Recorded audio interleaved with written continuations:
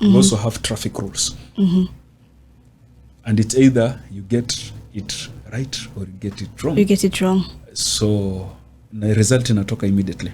Hakuna kungoja. Unafanya CBT ukipiga and submit. The results are out. Umepita. Then you go for the other exam. Oh, wow.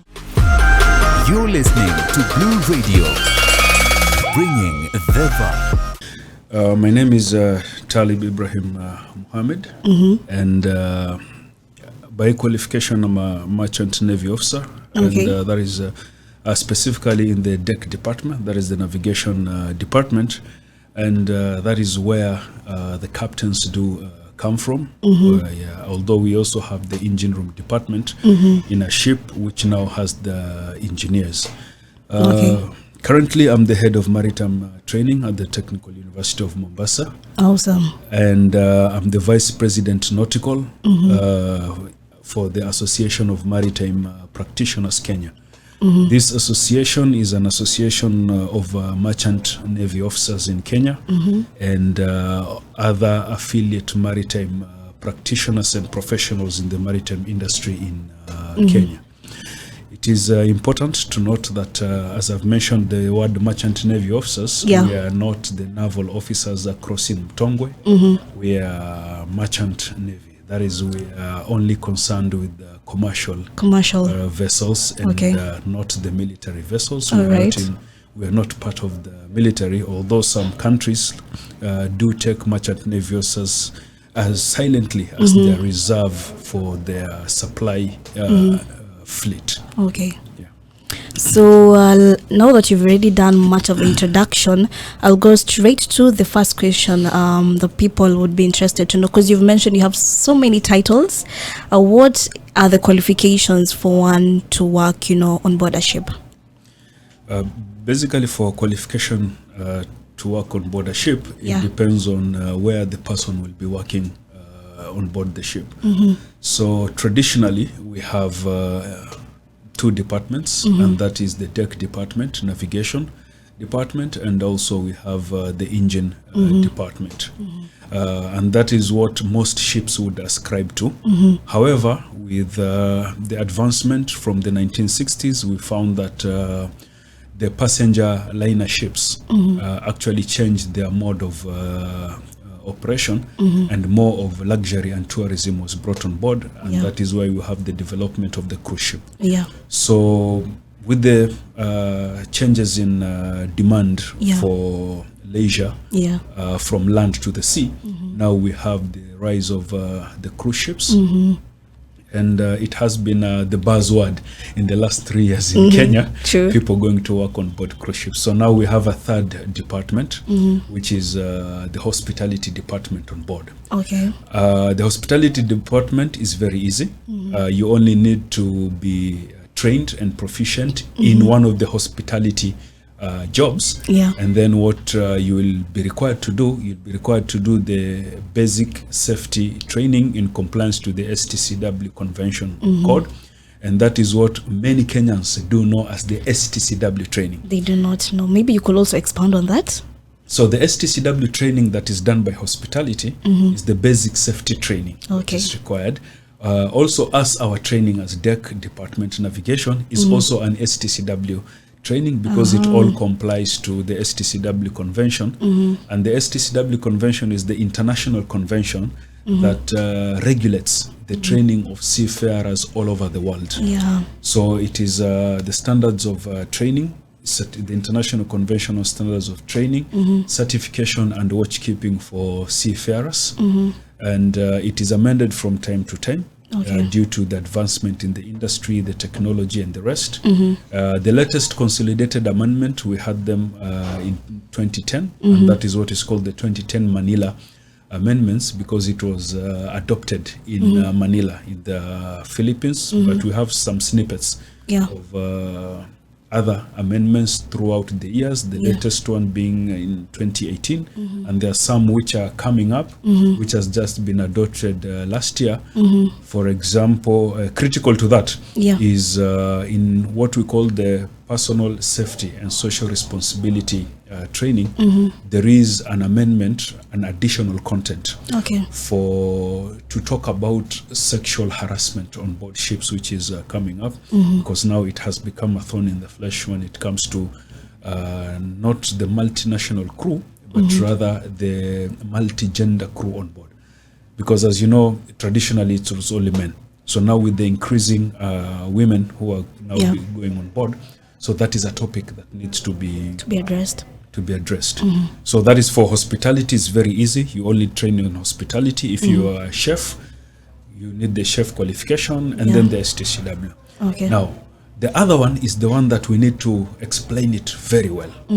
That is the qualification of the navigation people and the qualification of the engineers. Yeah. So for the navigation, for those who are very much interested, I will mix now the legal terms. With that, because it's all about regulatory compliance. All right. So they comply to Chapter 2 of the STCW convention. Yeah. So now we have Officer of the Watch, we have the Chief Officer, and then finally we have the Captain, notwithstanding the different limitations that sometimes we do have when it comes to that, and also complying to chapter. So that is Chapter 2. So for anyone to work on board in that department, in compliance to Chapter 2, which is the deck department, the navigation department, first of all, they need to be medically fit to go to sea. What do you mean by medically fit?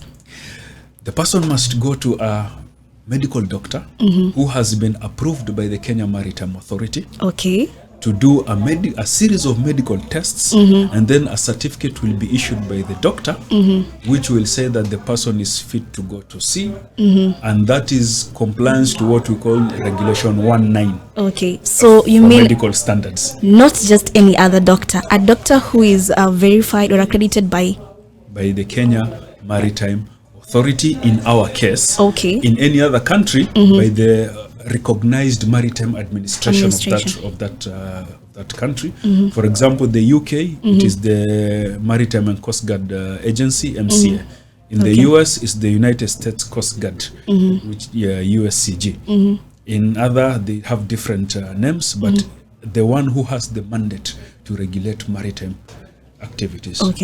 They will approve a doctor, and that doctor will be called an approved medical practitioner. That is the one you go to. You are medically certified. You do all that. Now, there is a very important thing that I have been continually asked, which is, does HIV disqualify one? No. It doesn't. It doesn't. What disqualifies one? There are very many things. For example, eyesight. Psychomotor capabilities. When you are physically challenged, you don't qualify. Don't you think that is a bit I will answer that before we go on. Now, the work on board and work at sea is a very tough environment to work. True. That is why you can be you don't have any handicap, but probably you have sickle cell anemia. You'll not be able to work true. At sea. So now, whenever there is an emergency, we depend on visual signals and audio signals and very high psychomotor capabilities during emergencies.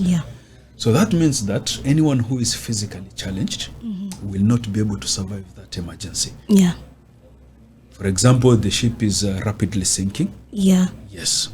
And then a person who is blind, because of the visual signals, a person who is deaf, because of the audio signals, will not be able to survive. So that is why we are not discriminating. The system is not discriminating against anyone, but it is only taking the realities of life. Because it's a very harsh environment. It's very harsh. Because you wouldn't want to put on board someone who is ailing, and then while you're cruising, the person starts experiencing complications.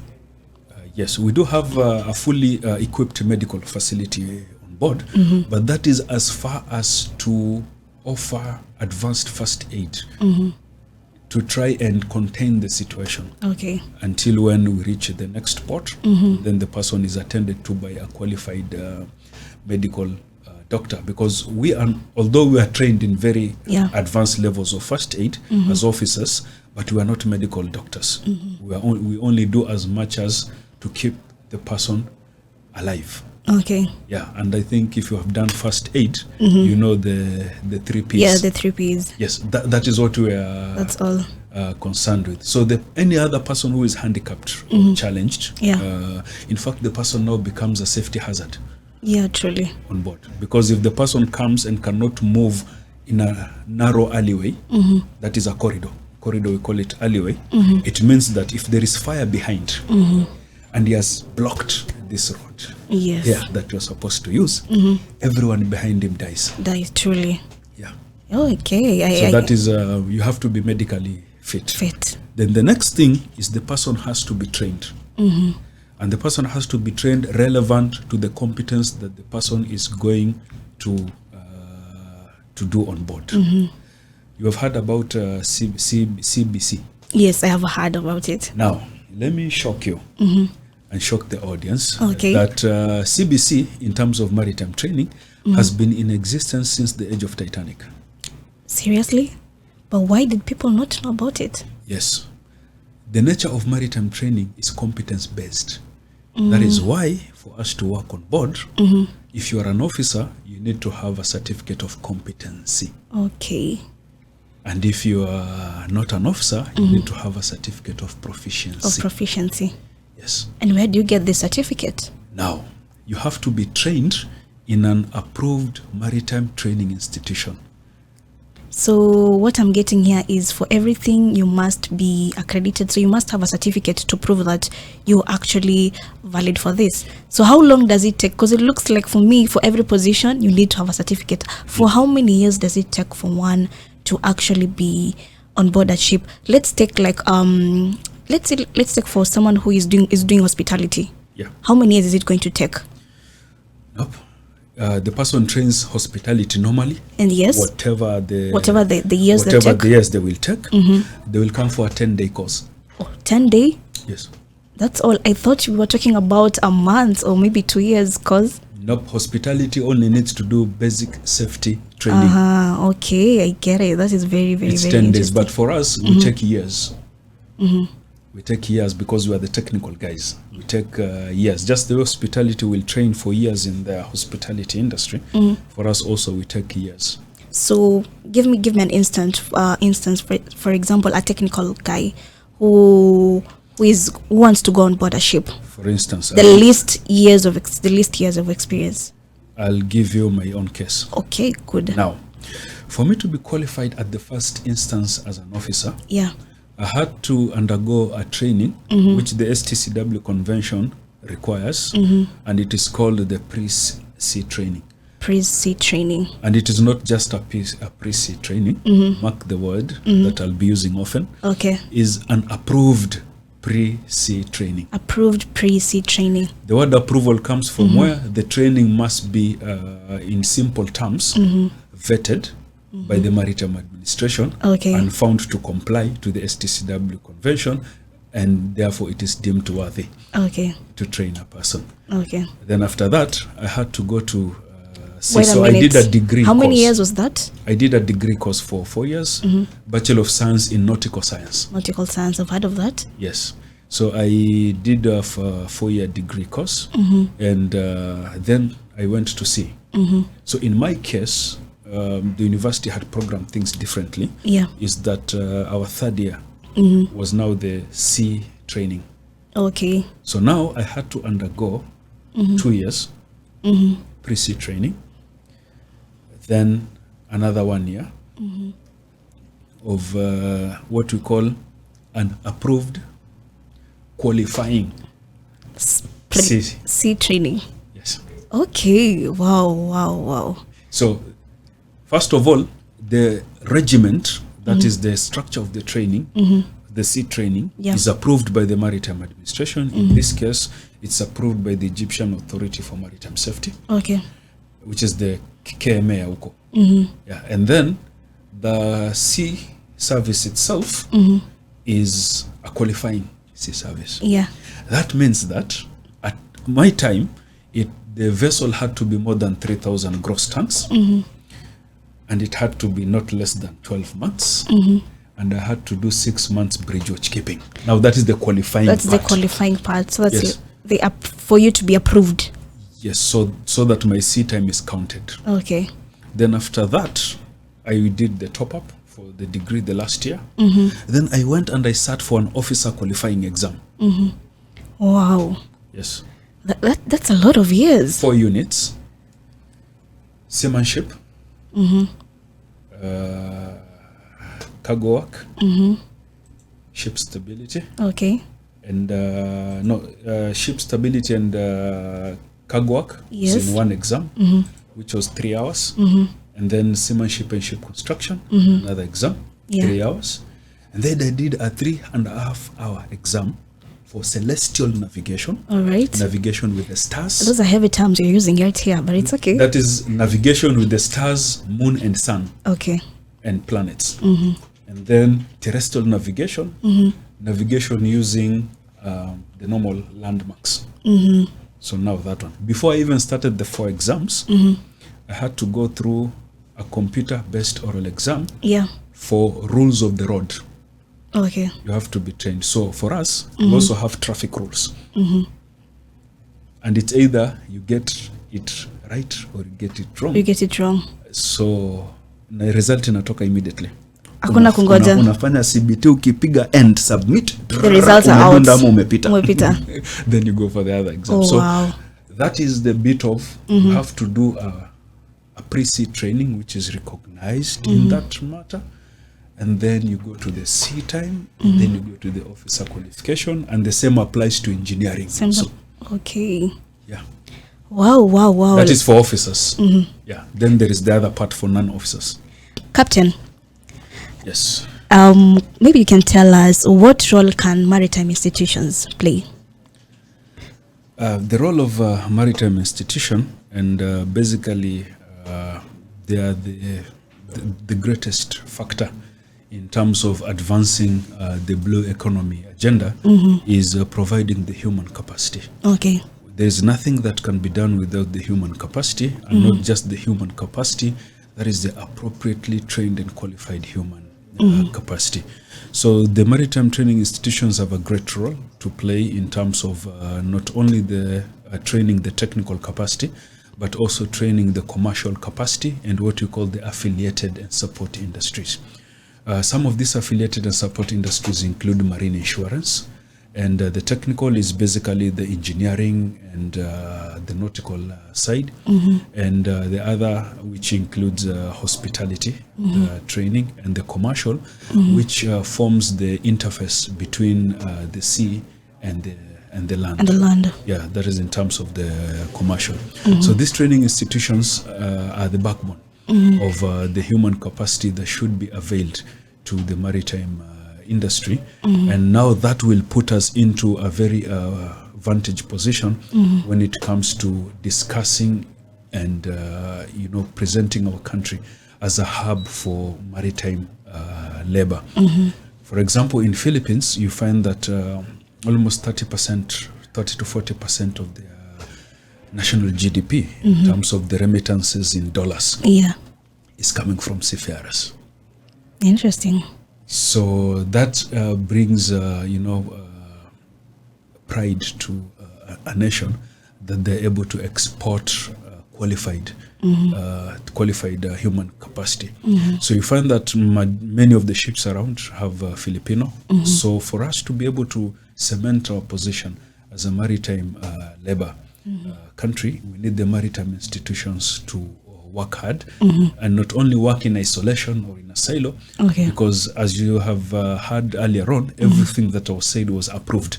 So it means that they have to work with the Kenya Maritime Authority to make sure that the institution is approved, the courses are are approved. And all training programs are basically approved, and even the instructors are approved. Because the instructors have different levels of training, so they have to be approved for the different levels of training, because you cannot have an officer training an officer, but you'll always have the officer training an officer. So that is the role of maritime training institution, providing the human capacity. But that cannot be done in a silo. They have to work with Kenya Maritime Authority. And the other thing is that the synergy between training and the industry has to be there. Is it there? In Kenya, I'll tell you, no, we're struggling. I'll tell you frankly, we are struggling because there is no much synergy between training institutions. Some of the training institutions have worked hard to bring that synergy, but it is not spontaneous. The training institutions have to work hard. For example, from a point of very factual information, because I'm the head of maritime training at the Technical University of Mombasa, I'll tell you that we are working with the Association of Maritime Practitioners in developing our curriculum, in delivery of those professional and mandatory short courses for maritime. We do have a maritime industry advisory committee, where the most experienced of the industry sit down with the institution and they give advice, and they're not paid. They're doing it from their hearts. It's a pro bono thing that they are doing for the institution. So it's very important that the synergy between the maritime training institutions and the maritime industry is very visible, sustained, and sustainable for a very long period of time. True. And maybe, do you think also the government could chip in, because in terms of financially maybe we have young students or youth who want to take these courses, but maybe the school fees maybe is a bit higher. So maybe if the government maybe also be a key player in that? The government has to be a key player in terms of maritime training, because maritime training in itself is a very costly affair. It needs very high capital investment, and in our case, because we have now just started, so we cannot reach the levels of other people without putting in a lot of money. And at the moment, our educational system has so much subsidies, which is a generalistic subsidy, but now we need purpose-driven subsidies and financial aid for the maritime education and training, so that we can be able to have students who are coming from very poor backgrounds, and they're able to learn and qualify.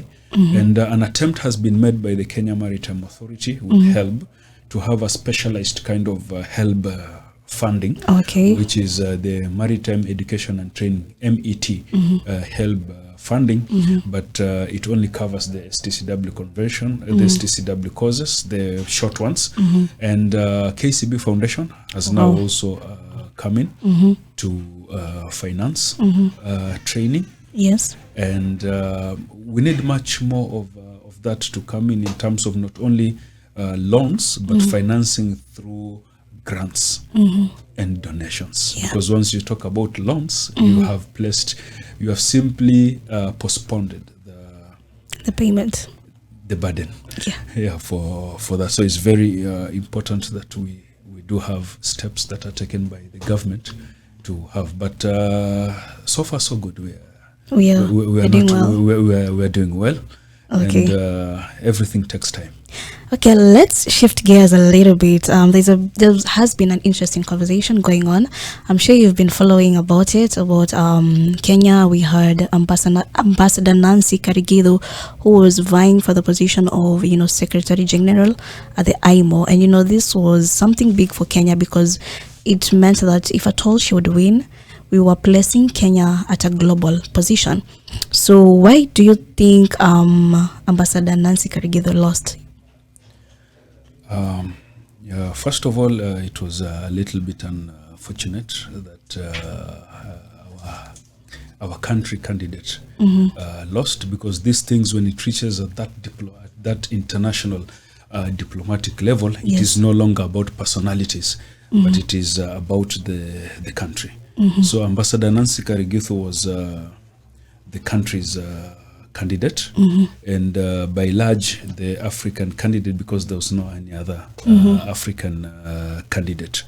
But I'll tell you, looking at the composition of the council itself, whereby we have category A, that is countries with the largest interest in providing international shipping services, and category B, countries with the largest interest in seaborne trade, and also category C, countries with special interest in maritime transport, navigation, and the rest. We are in category C. We have a seat in category C as a country. However, the other candidates were actually coming from the other countries, like the one who eventually won. Congratulations to him. He's coming from Group A. Wow. Group A is the states that have the largest interest in international shipping. What does it mean? Panama is one of the countries with the largest registered gross tonnage of ships. It has, and the ships that are registered there is a huge number of ships that are registered there. So it means that they are very visible, and very many people have an interest in them, and very many people have an interest in if they win or they lose. So you find that even these other countries that are in category A, category B, and category C, these countries do not own ships, but it is their nationals, their citizens, who own ships. And most of these citizens, you'll find that the large conglomerates, the large ship owners, they have ships registered in Panama. So by far, they have a very high interest in Panama as a country, and that now translates to the support to the Panamanian candidate. In East Africa, general Eastern Africa, we are at a very vantage point. We are the big brother in maritime. However, we need to now move from where we are to another higher level, so that any other Kenyan candidate who will be vying for such positions will also have the same weight as other countries, because the weight is not placed on the individuals, but the weight is translated in the country. We have very low tonnage. That is, we have just some fishing vessels. So interest in international shipping services is not that very much. So we need to move and be to another level that can be able to speak for our candidate. But the ambassador in person has very high qualifications and a wealth of experience in terms of the maritime industry. But what goes on is when you start to vie for these positions, we have the country itself. We are doing good. We need to do more in terms of now pushing the agenda for any other candidate. And by the way, the regional office for the International Maritime Organization is in Nairobi. And that is one of the benefits that we do reap as a country, which is speaking volumes in terms of maritime interest. So our next job now is to pass the hurdle for the council elections, because they're coming up. The council is normally biennial, every 2 years. So now the second year is ending this year. So we now have a new task to make sure that we pass the threshold and go back to our seat. The seat, we've been having it for a very long time. Because of Kenya's position in terms of the maritime industry in the whole of Eastern Africa. So basically it was for the country, so it was a little bit sad, and we had very strong competition in terms of Panama as a country, competing with Kenya. So we hope that in the next decade we shall make it to the top set. We shall make it to the top. Okay. Yeah, we don't despair easily. Kama wa Kenya, tunajua tunasema mapema ndio best. Mapema ndio best. Tutafika tu. We shall. Yeah. Any parting shot maybe you have to tell our listeners this evening? The maritime industry is quite an interesting industry. It has not been known very much within Kenya. The first buzzword that came with the maritime industry is the cruise jobs and the Blue Economy Conference, which was a fantastic conference. It was an absolutely wonderful conference, which made the people who didn't know. So we should now move from the blue economy being a political narrative to the blue economy being a socio-economic narrative. So once we move that from that platform to the socio-economic platform, then we'll be able to translate that into our own benefit, because the jobs that are available are very many. They are at sea. We only need to know how to crack the first step. We've already, the country has already done it with the hospitality, the cruise industry, which makes less than 10% of the whole shipping industry. So we need now to crack it with the cargo. Okay. You see, even during the time of COVID, the last standing supply chain was the sea. Everything went to a ground, but the ships were working. You're working. And supplies were reaching where it's supposed to reach. So it takes a lot of perseverance. It takes a lot of training. And the thing is, our youth need to know is in the maritime industry is about discipline. And if you think you cannot adhere to discipline, then you must adhere to discipline. Okay. Yeah. Wow. I hope our very many listeners who a majority of them have heard that, because we do understand. Unajua wengi wetu tunapenda hizi quick fire things, unataka mkikaa hivi kidogo umemaliza campus, you already gotten a job, you're already earning a lot of dollars or a 6-figure salary, but that's the key. I hope umesikia. Maybe you can also tell people where they can find you if you're on social media. Yes, I'm on social media, but my social media is not that very. It's not very. Not that very, active. But when they search me online, they can search me on Facebook with just my first name. It has some little variation. Okay. That is TALYIB. They can always search me. LinkedIn. They can. They can get me on LinkedIn, on Twitter, most of the time, but I'm there. Okay. So baseline, you have to persevere. You have to be disciplined to enjoy the goodies of this industry. The key word here is persevere. I hope umesikia. Blue Radio KE is our username on Facebook, Twitter, and Instagram. Follow us. You're listening to Blue Radio, bringing the vibe.